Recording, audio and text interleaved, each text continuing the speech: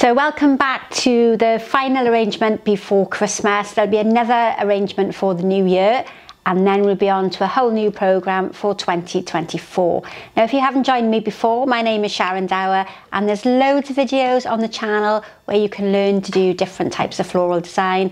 And don't forget, we've got online courses that you can participate by popping over to the website sharondower.com. You can take a look what's on offer, or you can sign up for one of the online courses. Now today I'm going to look at an arrangement with a few accessories that you've seen in a previous video, but I'm going to look at using them in a different way. It's a candlestick in this gorgeous sort of rose gold, and I'm going to be using quite a decadent luxury sort of colour combination today. So I don't think it's anything that we've looked at before.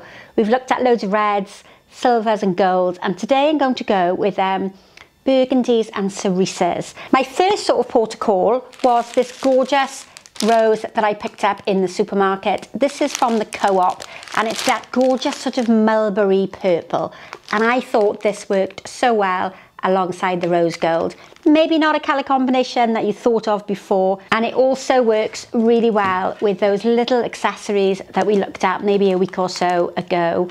I think this colour is really quite rich. And this design is good for the centre of a table. I'm thinking you might be having a buffet sometime between Christmas and the New Year. This would be a really good example to raise above the table to allow plenty of room for food underneath. If you've looked at one of the previous videos from last year, you might want to incorporate a flat round arrangement at the bottom as well. I'm not going to be using a candle in this design, but you could quite successfully put a candle there in the middle. I'm going to do almost like a crescent shape with equal proportions on both sides. Right, so enough talking. I've chosen first of all some of the hemlock, and I picked this one because it's quite lightweight. I've measured it so it's roughly the same size as my container, so that we get an equal measurement on either side. You can do it by eye, of course, but sometimes it's a little bit of help to you if you can imagine how wide your design is going to be. So this one is possibly not the best shape, but we're going to build up the foliage around the design as we go. And I'm going to place them on opposite sides. So if you look at it from this position, I'm in the middle of my floral foam. I'm angled down slightly because we need to cover this plastic dish, and the length of these is as similar as I can possibly get it. Now I have got green floral foam. It's been taped into that plastic container, which has been taped onto the candlestick. You could use a bigger candlestick if you wanted to, and you can of course use any colour. Design is that you can use it all year round. If you're looking for something later on in the year, you might not want to make anything at Christmas. I might have shown you so many that you don't know what to choose. If you're looking for a raised arrangement for later in the year, then this is a fabulous one to do. And it also works really well at the back of a church. You could put it on an altar. You could do a matching pair either side, and I'm going to do it all around so you can see it from the front and from the back. But if you're arranging flowers for the church and your budget is quite limited, then you might want to arrange with just foliage at the back, so it almost becomes like a front-facing arrangement. All right, you might have noticed I've thinned down my eucalyptus slightly, but what I love about the eucalyptus is that it cascades really nicely. It's going to help give me that shape that I really like. So it's almost going to be like a crescent coming up and through the middle. And initially, I'm just popping in little bits of greenery to get me a nice shape and to help cover that floral foam. Now it's quite a lightweight arrangement. My base isn't visually too heavy, so I've looked for foliages and flowers that are quite lightweight visually, because it's going to suit the container better. I've used quite a lot of heavy pines over the last couple of weeks, Nordman pine and Nobilis pine, and really they're probably a bit visually too heavy for this type of arrangement. Remember, if you're doing something that's all round, keep turning it around, keep looking at it from different angles and different positions so that you're evenly covering your mechanics. Right, okay, that's pretty much covered. I've got a little bit more of the eucalyptus, which I'll bring up to the top. And what we don't want to do is go too high here in the centre. You almost want to go about half the height of your container. So this sort of bottom measurement here is going to be repeated on the top, and that hopefully will give a proportionate design. You've got to remember, of course, that if it's a raised container, we don't want to have it so that there's more weight on one side or front and back, because it then is at risk of tipping forward. Now I've got a lovely flower called wax flower, and this is a really magical sort of magenta purple. Isn't that gorgeous? I always think these colours look like jewels, and I'm going to choose one that has a nice shape to it. So you can see I'm just working my way through a few different pieces because I'm looking for something that's got a tip, a point on the end. If it's too clumpy on the end, it's going to be visually very heavy on this end here. So what I'm going to do here is just thin that bit out and take it a bit closer in so that I'm starting thin and I'm getting bigger as I work towards the centre. And I need to do that, repeat that on the opposite side. So hopefully I've got two sides that match. If you're doing this for the first time, you could of course use a ruler to measure, but placing your foliages and your flowers alongside one another to get an even size is a good little tip. I can pretty much do it by eye because I've been doing it for a long time. And then I'm going to start bringing that same texture up towards the top. Now, what we have to be careful of in a design like this, particularly if it's at the centre of a table, is that you need to cover this plastic container. If it's an eye line, then your guests, your friends and family will be able to see all the tape and the plastic. So we need to work to hide that. Now I've got 5 pieces here of wax flower. This is probably something that you would have to buy from a florist shop. Sometimes at Christmas you can get it in some of the lower end supermarkets and it's covered in glitter, which can be quite pretty. But I would say if you want it for a specific design, trust your florist and they'll make sure that you get exactly what you've asked for. Now it's turn for those fabulous roses. Now a rose is a really heavy woody stem. So for these we need to cut at an angle so that it opens up more surface area. But anything that's soft stemmed, and we're going to have a soft stem flower in just a minute, needs to be cut straight so that you have more strength in the base of the stem when it goes into the floral foam. Right, now what I'm going to do is I'm going to cut my roses so I have 2 the same length. I'm going to remove quite a bit of the greenery because that tends to dry out quite quickly, and these are going to be positioned so they create my shape. And I'm guessing that the bunch, the supermarket bunch, often has 10 in it. So what I'm going to do is evenly space the flowers out in that quite symmetrical pattern. So I've done 2 on either end. I turn this round, I've done 2 on the narrower side. I'm going to copy that on the opposite side, so we'll do 2 on what is now the back as you're looking at it. So we've got a matching sort of pattern on front and back. It's narrow down through the middle and it's a little bit wider there in the centre.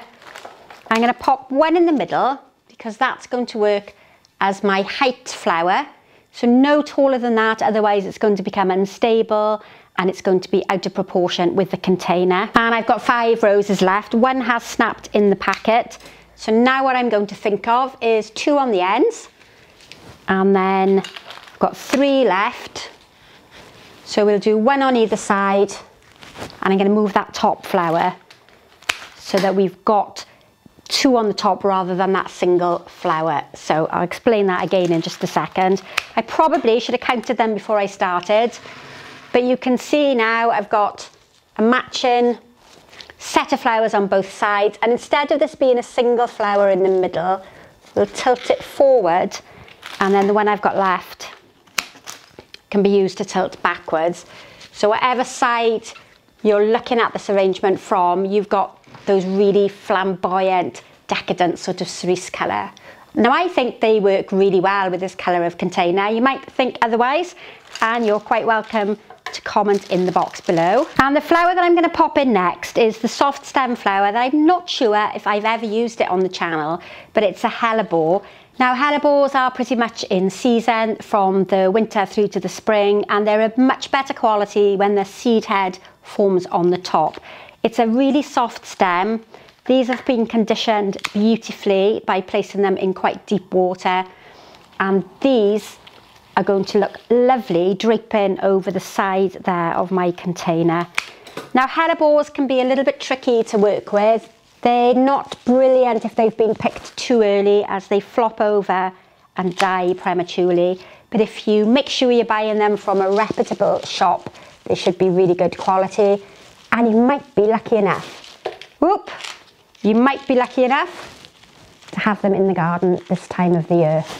Okay, so on the outside, creating that nice draping effect. And now I'm going to do the same with two on the opposite side. And it's almost like a mirror image. So if you're learning floral design, this is like a symmetrical design, mirrored on both sides. And when you're learning, this is a really easy way to learn floral design. Gets a bit harder when you're using different rules and different proportions to create your arrangement. Right, this one I think is my last hellebore for a minute. We'll bring this up towards the top. Now my next flower is going to be the blue eryngium. Now this is a recessive colour, so it might not show up quite so well on the camera, but the lovely blue thistle can be cut down into short pieces, and you can quite often buy this in mixed bunches from the supermarkets. Again, you'll get it from a florist shop, and it comes in different size heads, different colours. You can get a beautiful white one, a much darker blue and a lighter blue as well. And I felt it worked so well with that sort of cerise plum colour rose there in the middle. Fab, I love this type of colour combination. So if you've got a rose gold decorations at home, and rose gold is a really fashionable colour at the moment, then this would look so lovely on your dining room table. You could pop it in your hall table, and it would look amazing for any situation, even if you want to do it later on in the year for a different occasion. Now I've noticed I'm turning it around. There's a bit of a gap here, so I'm going to add a bit of foliage in towards the end. But next I'm going to introduce something that's quite sparkly and has a bit of a Christmas feel to it, and that's the cone, a rose gold cone with a lovely glitter on it. And you've possibly seen this in this arrangement. I just link that for you. You can pop back if you haven't already seen it. But as it's a bigger flower, or a bigger cone I should say, the shape and the form is bigger. It needs to be at the middle of your arrangement, not on the ends, because if we place it on the end, it makes it really visually heavy and your eyes travel to the outside and they miss the middle.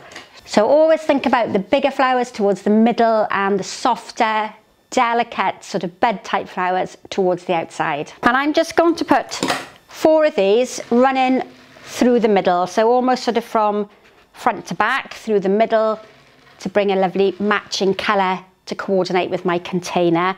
And I've only got 2 of the glittered eucalyptus, but these are going to work quite well to carry that colour through to the end, because it's a softer material. It's going to work much better. And now we're getting all a little bit sparkly. I'm just going to put that in a bit closer to the foam because it's visually a bit heavy there. And then when on the opposite side, if you had more of this, and this is easy to buy in a hobby shop or a local supermarket, then you could add more into the middle. But for today, I'm just going to place it on the end. If you did want to add a candle, go back and have a look at the video we did last week, because that shows you how to add a candle in on the centre. But I really don't think we need to add any more into that. That's such a gorgeous floral design. And just to finish it off, I have something called a pepperberry, and again it's that lovely rose gold that matches my container. These are dried berries that we've used in the Christmas wreath making workshops, and I've got a few left. I've wired them onto a stronger wire so that I have length and support, and I'm just going to pop these in a few different positions, more towards the edges of the arrangement, so they're draping nicely over the side. Now I would be absolutely delighted to receive this as a gift. If you're visiting friends or family over Christmas or the New Year, you might want to take it with you as a gift. And you can really think about matching it to your friends or family's interior. And it doesn't matter whether it's Christmas or whether it's New Year or whether you're arranging flowers for an anniversary or a baby shower, then you just adapt the style and the colour combination to a style that suits you. And choose flowers for this arrangement that have a little bit of movement to them.